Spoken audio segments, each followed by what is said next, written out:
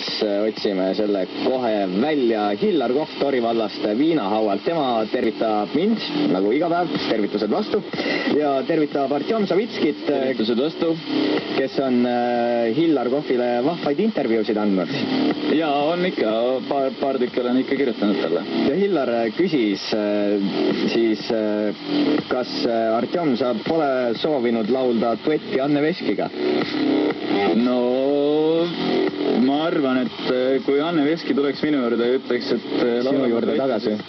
Sinu juurde tagasi.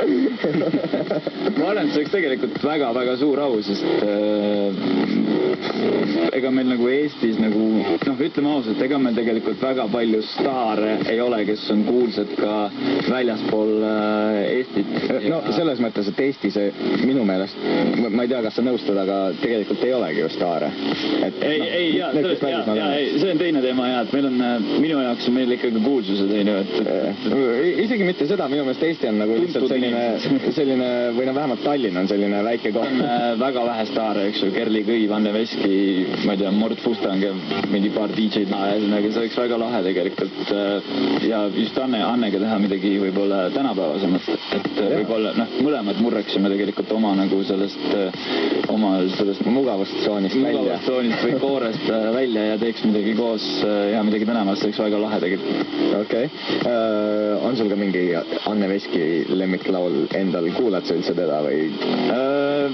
No võt, ma kahjuks võib-olla ei ole nagu väga suur siuke estraadi muusika fänn, aga ma väga austan Anne Veskit ja kõik, mis ta on teinud, et ma lemmikut lugu üheks välja tuua, äkki sinul on? Kus juures vist on see, mis tal Rolf Junioriga on? Jaa, Rolf tegi ka midagi ägedat. Kuulame ta või? Okei, võime kuulata. Ja kuulame siis, ma arvan, et kuulemegi seda kohe ja vaatame 10 äkki või midagi sellist vist. No, aga toimub päris hästi. No, tundub küll. Jalg hakkab tatsuma kohe.